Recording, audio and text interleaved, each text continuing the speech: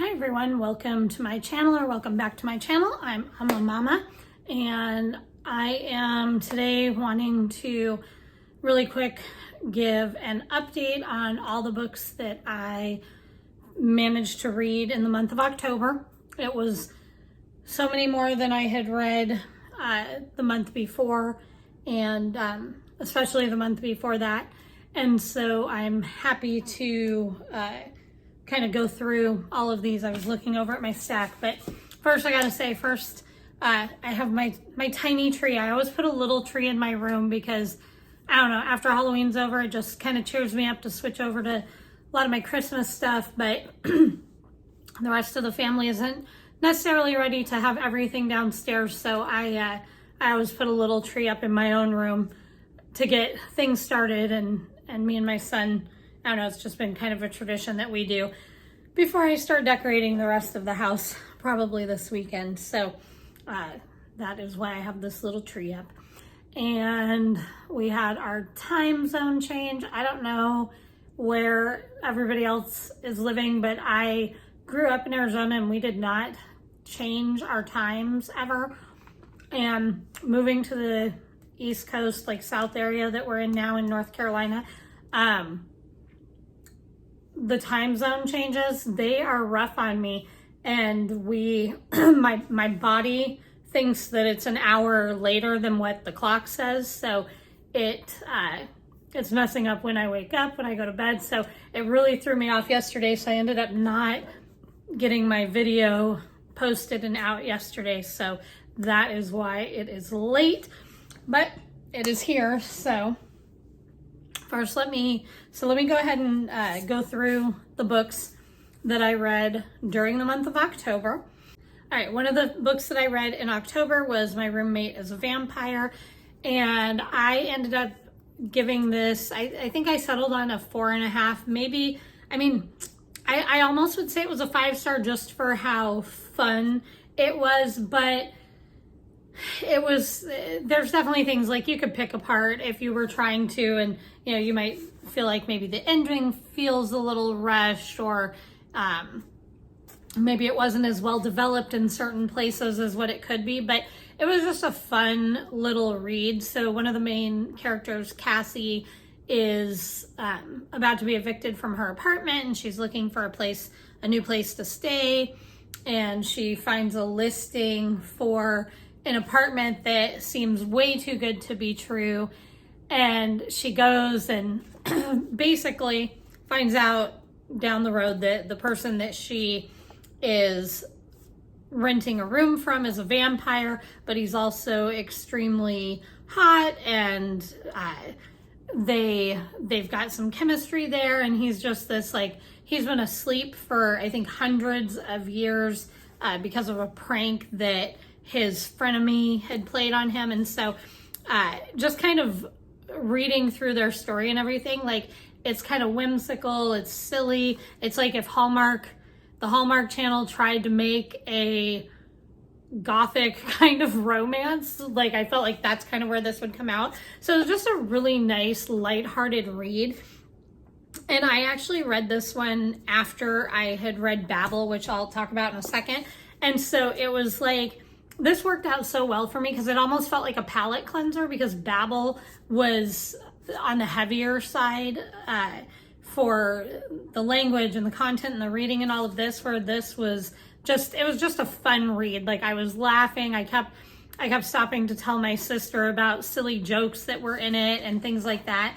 And so it was just a fun book to read. So if you're not expecting super high literary quality, and you're not looking for really thick plot development, or, you know, a very in-depth ending that makes complete sense, any of those things, like, if you're looking for those things, I wouldn't recommend reading this book. But for something that's just a fun, quick read to give you some laughs and some, you know, good smiles and good vibes, I would definitely recommend it. I read this in one day. Basically, it's, again, because it's such an easy read. I mean, it's got just over 300 pages, but it didn't feel like it while I was reading it. So I would recommend picking it up for no other reason, just because it's cute and the premise of it was good. So it was just a fun book. So then, like I said, I read Babel, and this one, on the other hand, was a lot heavier of a read. It dealt with much more, with a much more serious plot line. It dealt with some serious topics and things like that. I will say this book probably took me, out of the stuff that I read for October, this one took me probably the longest, or close to the longest, second longest. But there were some sections that, like, the first part was really intriguing and I really got into it again at the end, but there was definitely a good chunk in the middle of the book that kind of dragged for me, and so I found myself putting it down a lot and then picking it back up and putting it down. And not because it wasn't good, but it was not holding my interest as much as what I wanted it to. But then it got really good, in my opinion, again at the end, and dealt on, like I said, dealt with some heavy topics. And it's set in the 1800s at Oxford, and you're following the lives of students who are from other countries. So, they're not your stereotypical white male student that you would find there. There's people of color, there's females, and so people that you wouldn't expect, and they are learning how to do translations. And so they're at the Babel part of Oxford, and they get called babblers because of that. But there are, and I don't want to give too much away, but basically it involves silver and silver bars that are used to help power and do different things. And it all comes down to how the people read the translations that are on the bars and how those words work together, and they give the bar power. And so not everyone who studies is able to power the bars, and that determines whether or not they're able to stay on at Oxford, along with some other stuff. So there's a lot of stuff going on within the story, but then it definitely deals with issues, of class and racism and a lot of things. So it was really worth the read, and I enjoyed it. I still gave it a 4-star. But like I said, there was a chunk kind of in the middle of the book that it was interesting, but it wasn't holding my attention quite as much. There's a lot of history in this, and I'm not a huge history buff. And so to me, I wouldn't have known whether certain things were historically accurate or not. But at the beginning of the book, the author makes a point of, explaining like what things might be historically accurate, what things are fiction, and kind of just says, but let it go, it's still a work of fiction. And I appreciated that just in general terms, but for someone like me who's not a huge history buff, I wouldn't have known any better whether it was historical or not, except for some of the things that obviously are just fictional. But the author obviously put a lot of time into researching certain things and stuff like that, trying to be as accurate as possible with the setting at Oxford in the 1800s. And so it's well written, I thought, but like I said, there were just some parts that were a little bit slow for me, but overall it was a really good book. So I gave this 4 stars also. Then I read Long Live the Pumpkin Queen, and this book I got for Christmas last year. I had never read it, so I was excited to read it. I will say it is definitely like a book for young, it's not even like young adults. I would say this is probably written for kids who are somewhere between like 8 and 12 years old, which makes sense based on, what it is and what the book's about. But it's really cute because Sally, her and Jack have gotten married, and they go on their honeymoon to the town of Valentine. And while they're there, she starts realizing that she's not sure that she can actually be the queen, and what does that look like. And she starts feeling a little bit trapped when they go back to Halloween Town, because everybody's trying to get her ready for like the big day of Halloween and all the things that she's supposed to be doing because she's the queen now, and how they want her to dress and how she should be, you know, what she should wear and how she should act and all of those things. And she's getting very overwhelmed by that. And so she kind of starts to run away. And in doing so, she finds a door that has been forgotten about, basically. Nobody even knows it's there anymore because everything's overgrown. And it's in a part of the forest that she had never seen. And she opens the door, but then gets, I think Zero, the dog, if I remember, I think either pulls her back or something happens, but she doesn't go through, but she either gets knocked out or she falls asleep. I don't remember what happens. But she lets a monster out, and the monster turns out to be Sandman, and he's putting everyone to sleep in all of the realms. And so she has to save not just Halloween Town, but the human realm and all of this. And she ends up learning more about herself. And just in case somebody wants to read the book, I don't want to say too much more because I don't want to give away a spoiler, because it is a fun read. When I first started reading it, I wasn't sure what to think. I mean, the font's really big, and I don't think I even realized at first that it was written specifically for kids. I mean, obviously, you know, you have an idea it's based on a cartoon and stuff, but I didn't realize until I started reading it that it really was geared towards children. And so before I kind of let that settle in, I was being a little bit critical of the book because of the way it's written and everything.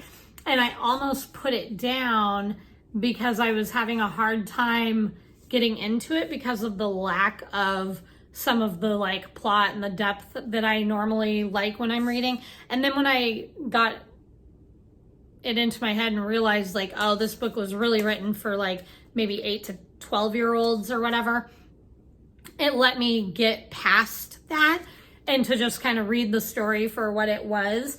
And it was really fun. It was a cute read, and I'm glad that I kept reading it even when I thought I was going to stop.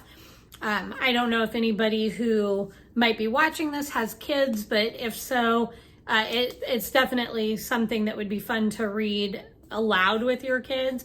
And if not, if you like Tim Burton, you like The Nightmare Before Christmas and The Corpse Bride, all of that, it's still a fun little read. Again, with the font being so large and everything, this one also did not take very long to read. You know, a few hours probably. I mean, I read it over a couple of days because I had stuff that, you know, I had to do. I had life. I had life, everyone. But it's a fun book. It was cute. So I did enjoy this. The next book I finished was The Map of Time by Felix Palma. This one is one that I had been trying to read, but when I was having stuff going on with my eyes and the wrong glasses prescription and everything, I got the audiobook of it. And this book, I ended up giving it, I think, like a 3 stars. It's not a bad book, but it was kind of all over the place for me. And I think if I had not had the audiobook, I would have probably DNF'd it, just because there were a lot of places where I started to lose interest. And so because I was able to listen to it, I could be doing other things. So, you know, if I was working on a puzzle or cooking or, you know, just any of the things, driving in the car, like I could listen to it. And that is the only thing probably that helped keep my attention on it, because it was just really confusing. It had like several, not even plot lines, because they all ended up kind of tying together, but basically like you're following several different characters, and H.G. Wells is in this book with the time machine, and the premise is about like a guy who wants to travel back in time to save the girl that he's in love with, who's killed by Jack the Ripper. And so you think there's time travel, and then some stuff happens and you're like, oh no, there's not time travel, it was a hoax. And then more stuff happens and you're like, oh, okay, there really was time travel. That was a hoax, but now here's the real time travel. And just in case somebody wants to read this, I don't want to give any spoilers. But it did that a lot, where there was so much back and forth of like, there's time travel, no, it's a hoax. Wait, maybe there is time travel, no, it's a hoax. And by the time I got partway through the book, I was like, I almost didn't care anymore whether there was time travel or not. I just wanted to be done with it because it was not holding my attention anymore. The end of the book was pretty interesting because it did have a twist at the end that I'm not going to say it redeemed the story for me, but at least it made it feel like I hadn't completely wasted my time in reading the whole thing, if that makes sense. So I wouldn't say I'd rate it lower than a 3 because it wasn't like it was bad. It just wasn't my favorite. So that was the next one I read. And then the last book that I read in October was Love Theoretically by Ali Hazelwood. And this book, I thought this book was really cute. I gave it 4 stars.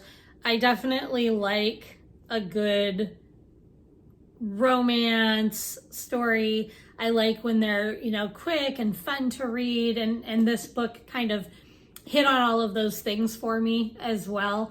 And so the main character in this, Elsie, she's a theoretical physicist, and she's trying to just make ends meet and everything. And so she also works as a professional dater, basically. And so people will pay her to go and pretend to be a girlfriend or whatever. And there's nothing sexual behind any of that, nothing too personal, but that's what she does to make money. And she's trying to get a position at a school where I think she's currently an adjunct professor. Yeah. And she's trying to get a position, like I think it's a tenured position or something, where she can do more research and not be teaching so much and have benefits and all of this stuff, because she's also diabetic. And so that plays into the story quite a bit. But one of the people that she's fake dating, it turns out that his brother is one of the people who is kind of in charge of interviewing for the position that she's trying to get. So there's a whole lot of stuff that happens around that. And so it's kind of, I don't think that they're necessarily, I want to say it's almost like an enemy to lovers kind of story in my mind, but they're not necessarily enemies, but they're not really friends either. She's at least worried, and he thinks, from what it kind of reads, like he thinks maybe she's some sort of a gold digger, or at least she's worried that that's what he thinks, and that's kind of how it is looking to him from the outside, because she can't clear up any details. And again, I don't want to spoil it by giving too much of the plot, because even some of those little things were just fun to read and be surprised by them. So I was glad I didn't know more than, the bit that was on the back of this, but it was definitely fun. And I read it fairly quick also because of that. And so another one that I would say, I gave this a 4 stars. I already did my TBR for November, which that video's, up already. Since then, I had forgotten that I had ordered Iron Wing, and so that is coming. I still also have the Stephen King Dark Tower series that I may try to add on and finish, because I did finish book 5, and for some reason I was thinking there were 6 in that series, but there's actually 7. And so now I have 2 more books in that series. So I'm going to have to see how much I get done. I've not really made any more progress on Edgar Allan Poe's complete works. And I'm still thinking I need to make myself some sort of a schedule, because I have a feeling that's one that I'm going to have to kind of push. I'm going to have to push through to finish that one. At least until I get to some of the stories that I find more interesting, because right now they're reading more like I'm reading some scientific journal or something, which is not really my thing. So that is what went on for October, and I'm looking forward to getting the books that I've ordered and getting through more of my TBR. I've already finished 1 book. I'm halfway through Book Lovers by Emily Henry, I think, wrote this one. Yes? I had to check. But anyways, I'm halfway through Book Lovers by Emily Henry. I'm really enjoying it, so I will give an update. I'm going to try, now that things are kind of settling down, now that things are kind of settling down, and once I'm in a little bit better of a routine with this time change and all of that stuff, I may try to do another vlog of some sort if I can. I'm not great at them, but I would like to try to do one at least once in a while. I really want to do a 24-hour reading challenge. Probably not like I'm gonna stay up all night read challenge thing, because I know me, I won't be able to do that. But maybe I'll do something where, like, I see how long it takes me to be able to read for 24 hours and keep track of it and see how long. I don't know what I want to do, but I might try to do some sort of a vlog of some sort, just for a little bit of variety. And I had fun doing my, replacing my reading.